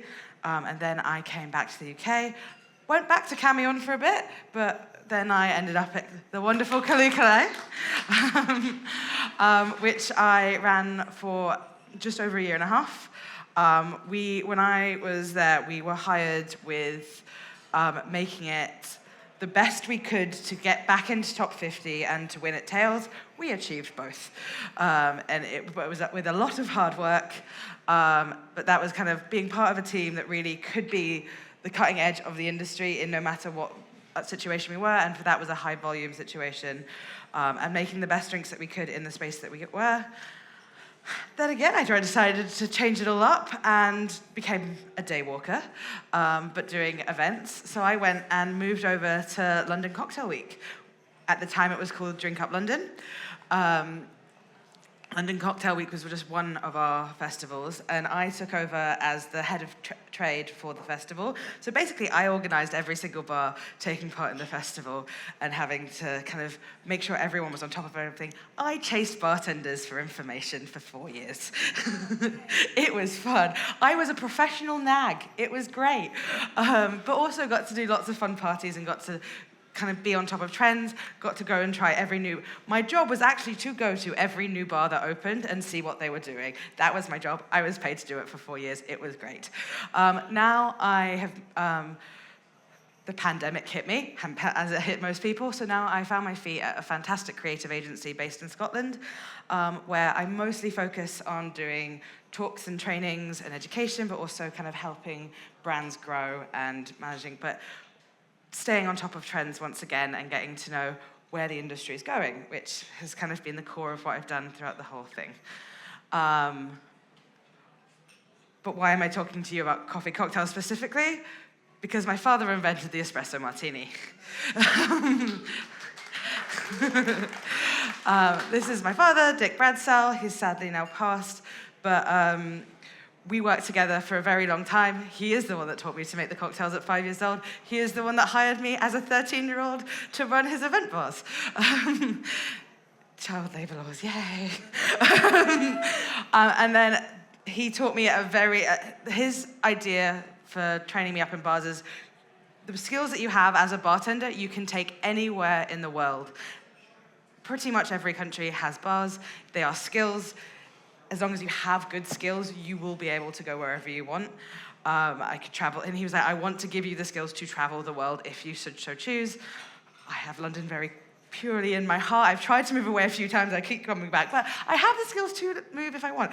I can't speak any other languages. That's the main skill I probably should have learned to be able to do that. I am learning Scottish now. I've got most of the slang in there now. I'm working for a Scottish company. But part of working, so we worked together at El Camion, and part of that was me learning the exact way he made all of his drinks, learning his stories, learning his legacy. I did that throughout the whole thing. I was there for some of the story of the espresso martini, not all of it, but some of it. But it was kind of really taking in how he liked to train people, what his stories were, and why he made the drinks the way that he made them. And now I'm wonderfully blessed to be able to go around the world talking about his drinks, and it's fantastic. I even got to bartend on first class on a Virgin flight once. That was great. Espresso martinis all over the world. So why coffee cocktails? Firstly, they're delicious. We all love coffee. Coffee is tasty. Secondly, and I think the reason that why most people have coffee cocktails on their menu is they are incredibly popular. Whenever I'm doing any training with any bar or being part of any bar and talking about menu development, I always say you should have 2 flavors on your menu for guaranteed sales, coffee and passion fruit. Not necessarily in the same drink, but those 2 drinks will sell. You don't have to do a porn-style martini, but you will sell a passion fruit drink. You don't have to do an espresso martini, but you will sell a coffee cocktail. So as long as you have those drinks on the menu, you are going to succeed, and they've got good margins. It's all going to be fantastic. But you can be creative with it. Espresso martinis will sell, but as will other coffee cocktails. Depending on the size of your venue, it's an opportunity to cross-train teams. Or even if you've had people come in from other parts of the industry, you can move them into other parts. So if you're in a venue that has both baristas and bartenders, you can train them between the 2, or you can train someone up that's come from one to the other. You end up with a lot of extra skills, but there's a lot of skills that work between them. We've got flavor at the core of it, of both parts of the industry, so that's a fantastic core part of it, and you can bring everyone together. Chance to create sustainable serves. We talk a lot about sustainability today. There's so many things to do with coffee that can make a sustainable serve. One that we definitely have plenty of is spent coffee grounds if you've got a coffee machine. Transferable knowledge. by training your teams on coffee cocktails or on cocktails or coffee, they can take that, as my dad wanted it, they are skills that you can take all over the world. You are training your teams up to be able to go wherever they want in the world. You know, of course we're training our teams to work to our venue the best, but I think educating your team to go wherever they want to be creates so much more joy, and I think you get a lot of loyalty from your team when you're helping them grow as humans. And that you certainly get by training them in coffee cocktails. If you have a specific clientele that they're more used to coffee or they're more used to cocktails, by bringing coffee cocktails into your drinks, you are bringing the cocktails into the new market. So whether you're getting coffee drinkers to start drinking cocktails, fantastic, or you're getting cocktail drinkers to start thinking more about what the coffee they're drinking. It's a great way to kind of showcase the skills and the knowledge that your team have been taught by you. And then if you've got long hours of service, I know a lot of bars that are closed because of staff shortages, but if you do have a daytime service and you're trying to work out how to move into that nighttime service, coffee cocktails are a great way to move between them. I find that anyone will drink them any hour of the day, especially at brunch. So setting the scene.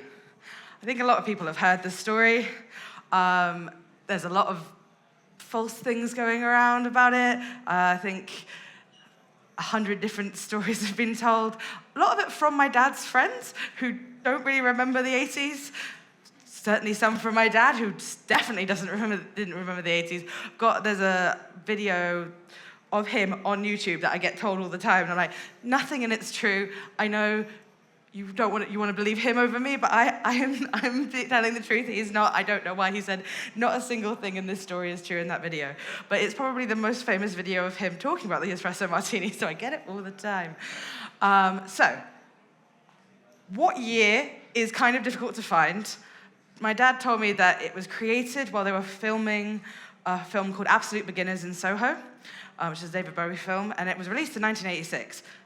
With how filmmaking goes, I'm assuming then that the drink was made in 1985 when they were, or maybe 1984. Sometimes films take a while to get made, but 1984, 1985, it was created in Soho at a bar called the Soho Brasserie.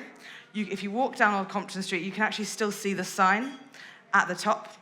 It's Bar Soho now. I haven't told them. Don't know if they want them to know, but someone was asking, like, where should we put the blue plaque? And I'm like, I don't know if they want them to have the blue plaque, but that's where it was. But kind of setting the scene for the espresso martini is really getting into the context of where it was originally, where drinks were at the time, which was in a very, very different place now. Now we have a cocktail bar, 4 on every street corner. As far as, every pub has a list of cocktails, even if they are simpler ones. Everywhere you go, cocktails are ubiquitous. But at the time, there were pubs where you could get pints and gin and tonics. Actually, you probably wouldn't even be drinking gin and tonics, but you could get spirit and mixes, whiskies, beer. Some people were drinking at home. You've got all of those lovely old films and videos of people having their little home cocktail parties. So that was, I think more earlier in the 50s and 60s, but people were still drinking at home. Clubs were really big. A lot of warehouse parties at the time, they were not drinking cocktails. They were probably just drinking everything that they had found locally. Restaurants definitely had more of a wine focus, and members' clubs and hotels where you would be finding cocktails, but the average person wasn't being able to experience this. My dad was looking at that and went, why? Why can't the average person in a lovely bar drink a lovely cocktail? We should be able to let anyone do it. The ingredients aren't that hard to get. Well, they were pretty hard to get. He remembers when cranberry juice became a thing, let alone fresh citrus. So it was having this world where cocktails weren't accessible. They were on this pedestal. You were really only getting the Savoy cocktail book cocktails. It wasn't an everyday thing like it is today. But it was starting to change. You were starting to getting these fun members bars for young people, which membership was pretty easy to get, but it was just a space to bring young people together and create delicious things. And cocktails were starting to come into that because he believed they should have been for everyone. It was pre the gin renaissance, pre Bombay Sapphire, so the main spirit being drunk was vodka. Gender stereotypes were definitely still in full swing. Men were drinking beer and manly things that came in old-fashioned glasses, and women were drinking cocktails and wine and champagne. Definitely not the fluidity that we have today. It was also a very creative space in a very small area. So, we've got creators all over the city, all over the world, all over the country now.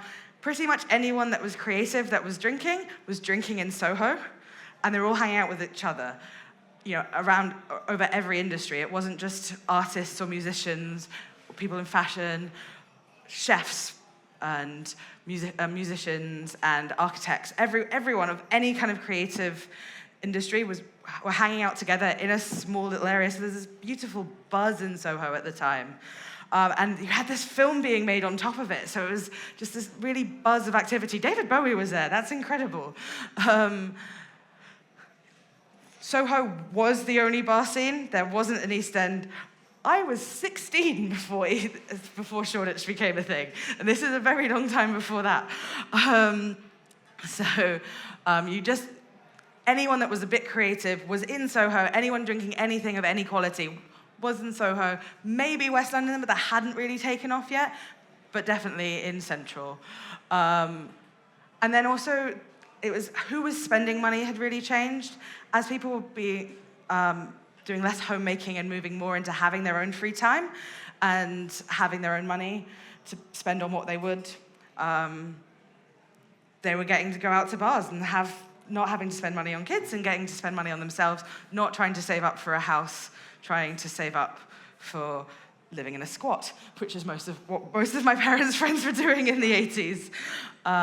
So that's kind of where the drink was made. But what's the story? So that's Soho Brasserie. Looks a little different to Bar Soho. It's all painted black now. So 1985, a new coffee machine had just been installed by Illy Coffee. And it was, as anyone can imagine, when you've got a new team with a new kit, they don't know how to use it and they make a mess. So the entire bar was covered in coffee.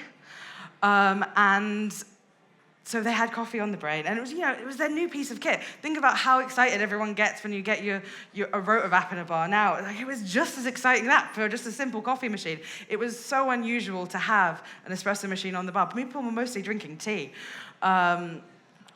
And then, so they had this bar covered in coffee, and then a model who he took the name to the grave, walked into a bar and asked her for something I'm not allowed to say.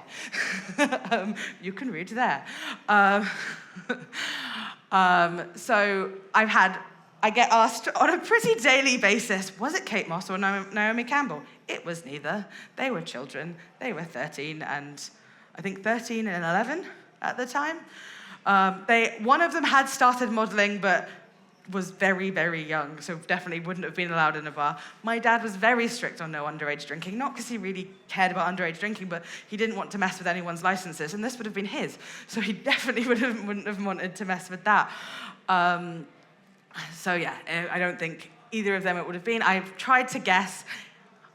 He definitely wouldn't have told me because he remembers what I was like as a drunk 20-year-old who couldn't keep their mouth shut. So he wouldn't have told me. He took it to the grave. I can't tell you who it was, but I love the fact that the story gets told of it. And it becomes a story about a bartender making a drink for a customer. After the request and a coffee-covered station, his natural thought was, well, I'm going to use coffee, because it's everywhere. Everything's going to taste like coffee anyway. And then he grabbed his closest coffee liqueur, which was Kahlua, his closest sugar syrup, which Lee mentioned last time probably was a Monin syrup. And he put those together on the rocks with a fresh shot of espresso, and the spirit of the moment, which was vodka, shoved it on the rocks, handed it out, and that was the vodka espresso, and that's how the drink remained. For the next 10 or so years, he took it with him on every menu, but it developed over time. So this is the OG vodka espresso. That is his, well, not his drawing in the middle, but on either side, that's his handwriting, that's his drawing. That is the original spec for it, so a little bit of sugar, vodka, Kahlua. Very strong espresso was always the key to the drink. At the time, because they didn't know what they were doing with their coffee, you were getting this really kind of quite thick, sludgy style of espresso that we would definitely be in horror at today. But I can remember from when I was little what my parents were drinking, and it was terrified my taste buds. But I think coffee is a lot better today, and that's why we're doing nicer things. But this drink was created around that kind of more bitter, dark style of probably very burnt espresso. So he took it over time and developed it. His core of the drink, he decided what he wanted it to be, and he wanted it to be a beautiful dessert cocktail, and he thought of his favorite dessert cocktail, and that was the Brandy Alexander. And he thought about what made the Brandy Alexander amazing, and that was taking two very different ingredients that had very different flavor profiles and bridging the gap between them. So you had cognac and you had cream, and you took the ingredients in between to kind of bring that flavor out and make a beautiful balanced drink. He wanted to do the same with the espresso martini. So he took vodka and he took espresso, and then he worked out the coffee liqueurs that would bring them both balance. So he used a mix of both. His final recipe used a mix of both Kahlua and Tia Maria, and then sugar to taste, depending on the guest's needs. Didn't always need to be used, but quite a lot of the time, it's what people want. And of course, as we build on that, there's a mod-in for that. You can add beautiful flavors to your espresso martini. You can take it to wonderful different places. I had a friend of mine was doing one with kind of forest fruits recently, so you've got some beautiful kind of blackberry syrups and things that you can bring out delicious new notes of your espresso martini. So then this is the finished product in the wonderful 90s espresso glass. I think it was about 1999 to 2000 when he had his final espresso martini recipe done. It was I think it was a new menu launch at Match Bar. He opened the first Match Bar. He was the first Match bartender. So all of your milk and honey bartenders that came after, my dad was the first one.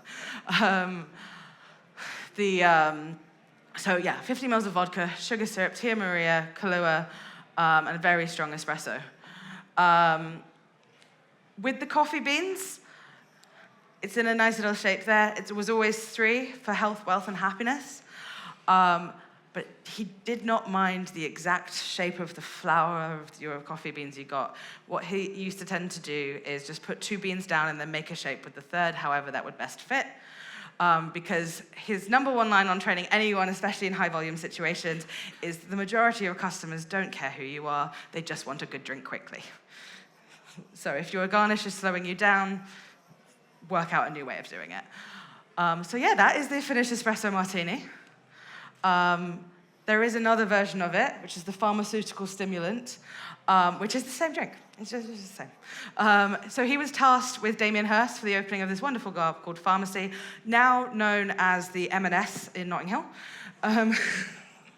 It was a very beautiful but very concept-y bar. You can't really see from here, but all of the bar stools were pills. And it was part of taking Damien Hirst's artwork and putting it into a venue when the young British artists were the height of everything in London. They were deciding all of the trends. And they decided on opening this beautiful bar that they wanted to have a pharmaceutical, medicinal concept. And I don't know about you, but medicinal is not my favorite tasting note when it comes to an ingredient. So when he was tasked with making a medicinal menu, he took a few liberties with it and just decided to, for a few of them, just take delicious drinks and give them new names. So that's how the espresso martini became the pharmaceutical stimulant. He didn't completely move off the brief. He did do some weird ones. There was one called the Vampire Martini, which was a martini stirred with a drop of the drinker's blood. Very COVID safe. definitely wouldn't be allowed anymore. But yeah, so there were some weird and wonderful things. They were playing around with things. They had a whole new world of cocktails that no one was really doing. They could create so many new things because there were so many new products coming out. And that's how we have the final espresso martini. But what are we doing today? It's definitely a whole new world of coffee cocktails. I find that, a lot of people kind of are starting to... I've been sent so many articles in the last few weeks about American bartenders finally discovering it and instantly hating it. So there are lots of articles at the moment about why we're all over the espresso martini. I think it's a delicious drink, and if your customers like it, make it for them. But there are so many new things we can be doing. There are some fantastic new products out there. Coffee has come so far. Dan's going to talk about that in a minute because he's definitely much more of an expert on it than I am. But coffee has come so far. There is such a beautiful wealth of flavors in coffee that we can get now that we couldn't get at the start of the espresso martini. And we can explore those and do wonderful things. Cold brew, that wasn't a thing until not too long ago. That brings out beautiful coffee cocktails. And you can do things like the espresso martini at Bar with Shapes for a Name that comes in a lovely little bottle. And poured on ice. As we're working with improved ingredients, we can do improved cocktails. We can definitely explore. You can like the fruity notes in coffee that you really didn't get before. You've got new ranges of coffee products, coffee adjacent products that come out that you can do amazing, fantastic things with. They bring really subtle notes out. As I said before, coffee is a very popular flavor, so you can use it to help people explore new drinks. If you have some ideas that you want to play around with, you're not entirely sure if people are going to go for it, put a little coffee in there. If it works to balance in the drink, people will order that drink, and you can see if it's going to be popular. Stirred coffee cocktails are definitely a growing thing. Coffee Negronis are delicious. There's coffee old fashions. So many different stirred coffee cocktails and so many beautiful products that you can take those really subtle notes and it can really hold up to those drinks. One thing I do normally say if you are playing around with coffee cocktails is if it's not an espresso martini, don't call it an espresso martini because people will be upset. If they have ordered an espresso martini, it's a pretty famous drink. It's the second highest selling drink in the UK versus the Porn Star Martini, and it will never beat it because it is so far beyond. We really love Porn Star Martinis. But if it's not an espresso martini, call it something. People know what they're ordering. And unless you are in a bar where you're giving quite concepty drinks, they're going to get upset because you haven't made them what they've asked for. Have a play around, call it something else. People will read coffee, they'll still read the coffee on the menu. Have faith.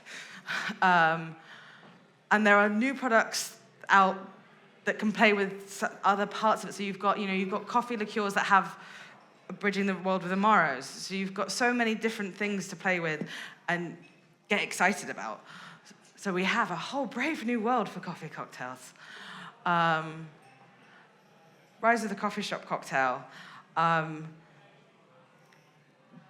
More than just bars making fantastic coffee drinks and learning more about coffee, you also have the world of people making coffee, learning more about drinks.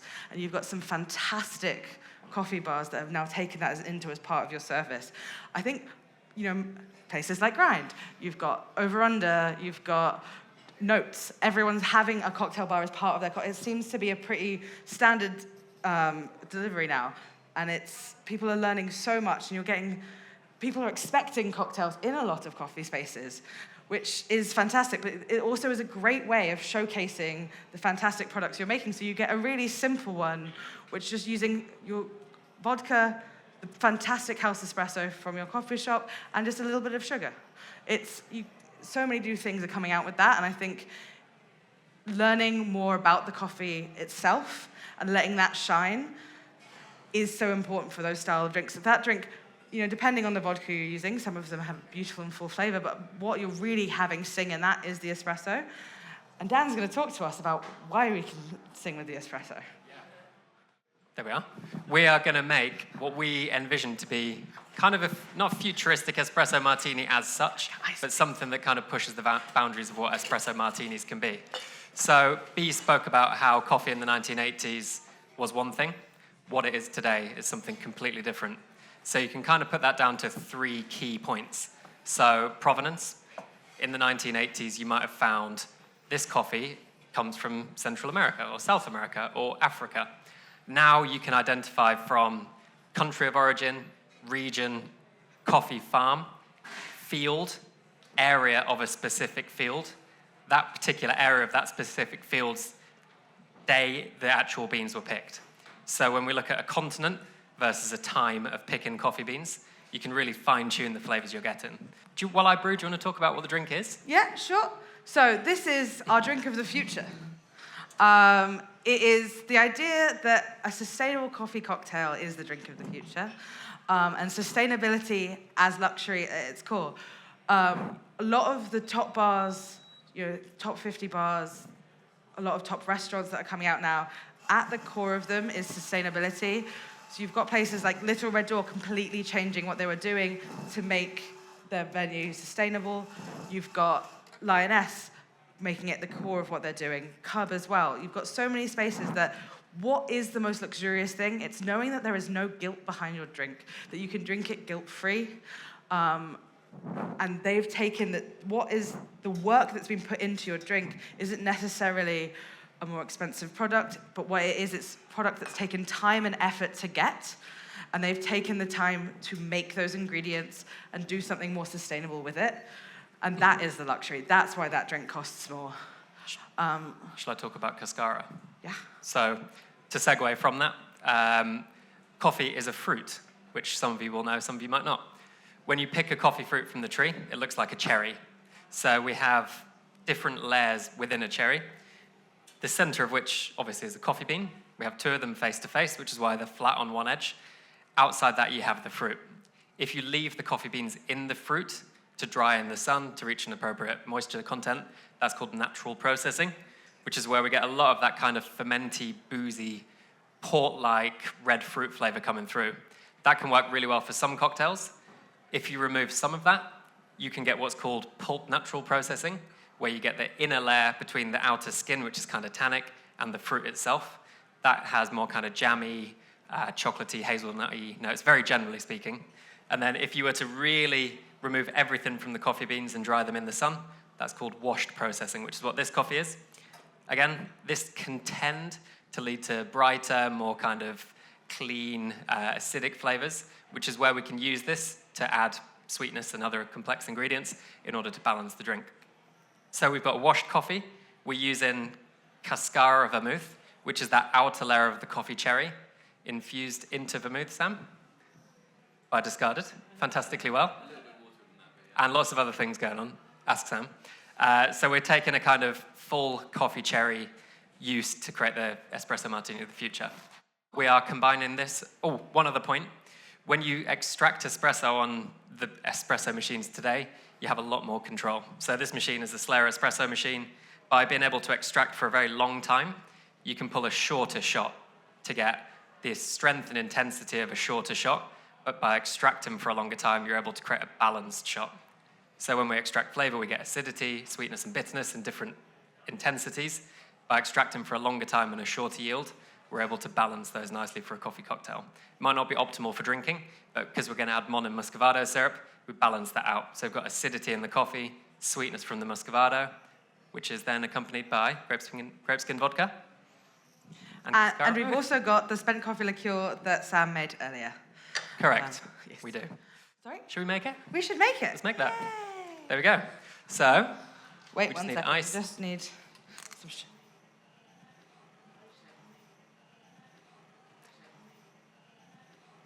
and then what we're going to do when we've done it, we're going to pass it back to the bar and we're all going to have a drink together. You ready there, B? Yeah.